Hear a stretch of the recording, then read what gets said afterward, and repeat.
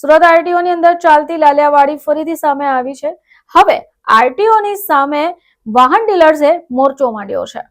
છેલ્લા આખા એક મહિનાથી આરટીઓનું સોફ્ટવેર સતત બંધ રહેતા હોવાથી કામગીરી ખોરવાઈ ગઈ છે, જેને કારણે ગાડી ટ્રાન્સફર, લોન ટ્રાન્સફર અને લોન બંધ કરવા જેવી મહત્વની કામગીરીમાં વિલંબ થયો છે। ફેસલેસ કામગીરી માત્ર 7 દિવસમાં પૂર્ણ થવી જોઈએ, તેમાં 1 મહિનો વીતી ગયો છતાં પૂર્ણ નથી થઈ।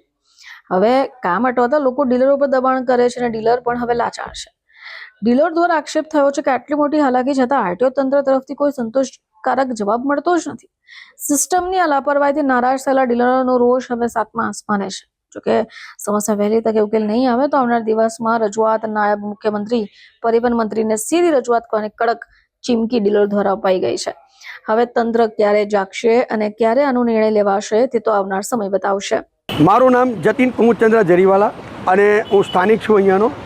અને સુરત આરટીઓ પર ભેગા એટલા માટે થયા છે કે ડીલરોને જે પ્રોબ્લેમ ચાલી રહેલી છે કે છેલ્લા 1 મહિનાથી સોફ્ટવેર એ લોકોનું બંધ છે અને સોફ્ટવેરમાં શું અપડેટ કરે છે તેનો કોઈ ખુલાસો થતો નથી।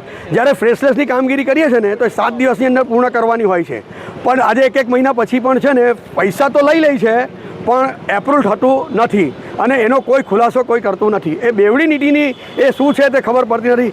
સીધી ગણતરી કરીએ ને તે બધા ડોક્યુમેન્ટ્સ ઓકે હોવા છતાં અપલોડ થઈ જાય છે, એક્સેપ્ટ થઈ જાય છે। એનો મતલબ કે સિસ્ટમ જ્યારે એક્સેપ્ટ કરતું હોય કોઈ વસ્તુ તો એ ઓકે જ હોય છે, તો એ ઓકે હોવા છતાં બી જે કેમ એપ્રુવ નથી થતું એનો કોઈ ખુલાસો મળતો નથી। આજે 1 મહિનો થઈ ગયો કે 1 મહિનાથી બી ઉપર વધુનો સમય થઈ ગયો છે, તે છતાં કોઈ જવાબ મળતો નથી। આરટીઓ તરફથી શું જવાબ આપવામાં આવે? આરટીઓ પરથી જવાબ તો કોઈ આપવામાં આવતું નથી।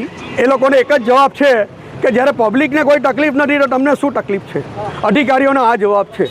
હવે એના માટે દરેક વસ્તુ માટે હાઈકોર્ટમાં જવાનું છે અને જ્યારે તમે જો કોઈ વસ્તુની જવાબદારી લેતા હોય કે તમે કોઈ સર્ક્યુલર પર કામ કરતા હોય તો સર્ક્યુલર પ્રમાણે કહો નહીં તો પબ્લિક એના માટે બી તૈયાર છે। કારણ કે સુરતનું પબ્લિક તો હંમેશા તૈયાર જ છે કોઈ પણ વસ્તુ માટે, પણ સર્ક્યુલર પણ બતાવતા નથી અને કોઈ વસ્તુ બતાવો છો તમે પેનલ્ટી લેવો છો।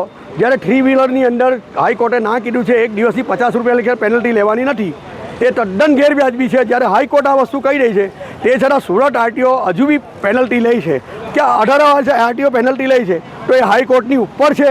અને માની લો સર્ક્યુલર અમને બતાવે છે તો સર્ક્યુલરમાં સોફ્ટવેરમાં કોઈ અપડેટ નથી થયું હજુ, તો એના પ્રમાણે રીપાસિંગની અંદર જે પૈસા લેવામાં આવે છે વધારાના, જે હાલ અત્યાર સુધી લેવામાં નહોતા આવતા હતા અને સોફ્ટવેરમાં પણ અપડેટ નથી થયું, તો એ સર્ક્યુલેટર શું છે તે મને કહો કે આ બેવડી નીતિ કઈ રીતે ચાલે છે।